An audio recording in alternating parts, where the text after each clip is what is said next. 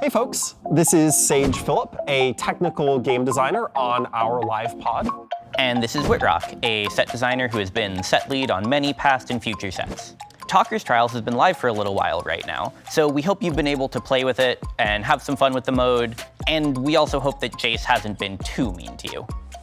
Really, on the TFT team, we've always tried to be experimental, and we've always talked about what could a version of a PvE experience look like for TFT. So this is our try at it, basically. We just wanted to get something kind of relatively simple together, see how much players enjoy it, and hopefully you have fun with the mode. Yeah, because we've done some explorations kind of in this direction previously with things like Crab Rave or the threat bosses from Monsters Attack, but we really feel like this is a space that has the potential to kind of do some more with, and so here's our stab at it. There's also not a timer in this mode. The decision to make this mode timerless was really important to us because we basically have built a strategy game on top of another strategy game. And so we really want to make sure that you have as much time as possible to plan out your comp, do your roll down, move your items, position for the enemy. We really want to make sure that time is not the enemy here. The enemy is the enemy. And if you want to make them even harder, we've got chaos mode. Yeah, so this mode has two difficulties, normal and chaos. Both of them are somewhat challenging. Definitely is taking the team on average a couple runs to kind of beat normal mode, but chaos really ramps it up. It's gonna take those kind of 30 encounters and do wacky, more challenging versions of them. So if you really wanna test your limits, check out chaos mode. Definitely hit up normal mode first. My first time playing chaos mode was an adventure. So this is a limited time event. It's going to be going away with patch 14.19. Feel free to check it out, post those high scores online, and hopefully you have some fun with it.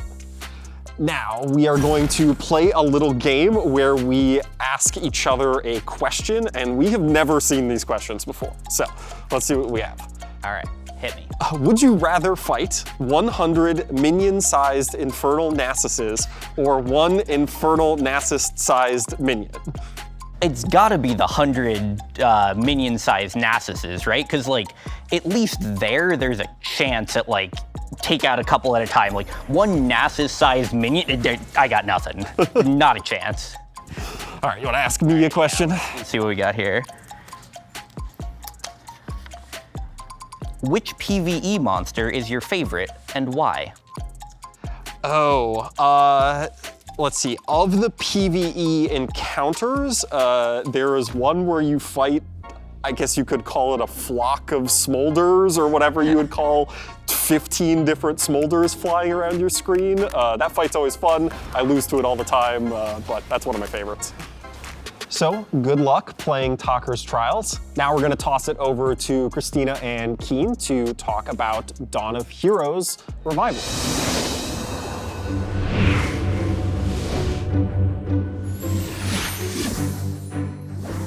Hey everyone, this is Keen. He's our lead designer for Set Revivals. So lucky to have him joining us all the way from Singapore. Very happy to be here in LA. So this is Christina, the product lead for Set Revival.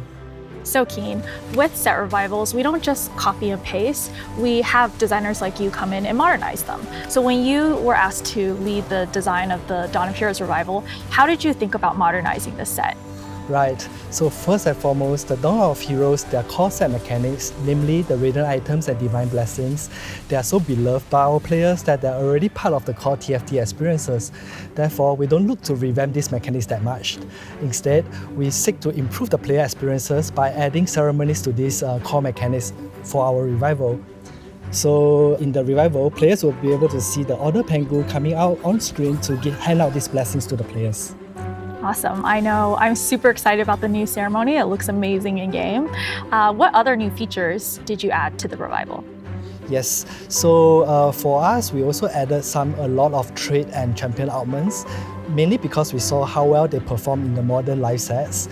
So we are very excited to see how players feel about the new trait and champion augments we add for the revival. So for us, for the Abomination trait, we created the augment, the Monstrous Chopper. So for this augment, the Abomination now wields a weapon and his attack will cause the AoE damage right in front of him. So he's really powerful in that regards. So besides trait augments, we also added a bunch of champion augments. So Christina, which is your favorite? I'm most excited about the Thresh champion augment. So it's called Death Approaches, and it's us reimagining Thresh from the utility frontliner he is in the Dawn of Heroes set to a carry Thresh. So instead of hooking to the farthest unit and then pulling them slightly close to you, he actually hooks himself to that unit and then does extra damage on his next attack. So he plays a little bit more like the classic League of Legends Thresh, which hopefully should be fun for players. I remember in your TFT death drop for set 12, you mentioned a bit about the revival ladder. Shall we talk more about it today? Yeah, in our first set revival, we heard players really wanted more progression, but we also know that rank doesn't have to be the only form of progression in TFT. We could do so much more there. So with this set revival, we really want to experiment with a new progression system. So it's going to be a new way to be rewarded for both your skill and how you play TFT. And also along the way, players, for each rank that they hit, they'll be able to earn free rewards in-game just for playing the revival ladder.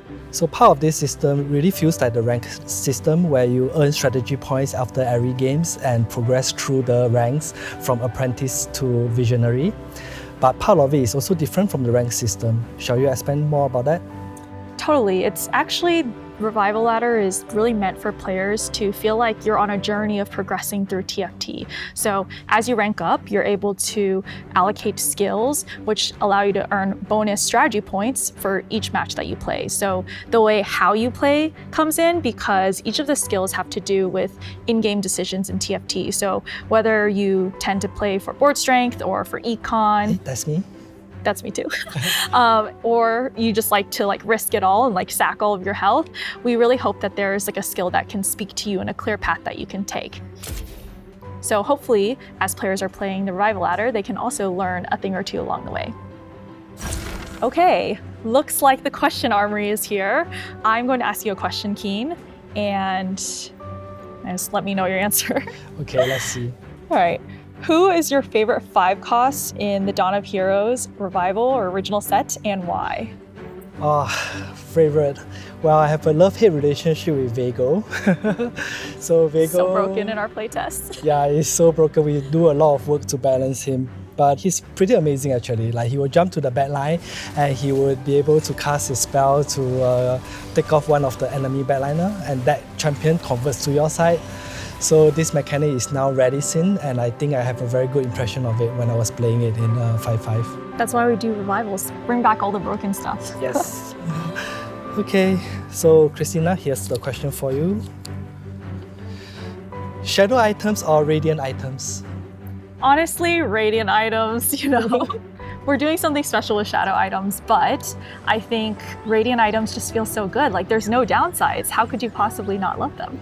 Yeah, it's in the name. It makes you smile radiantly when you receive one of them. Totally. All right. Good luck playing the Dawn of Heroes revival. I hope you'll have fun climbing the revival ladder.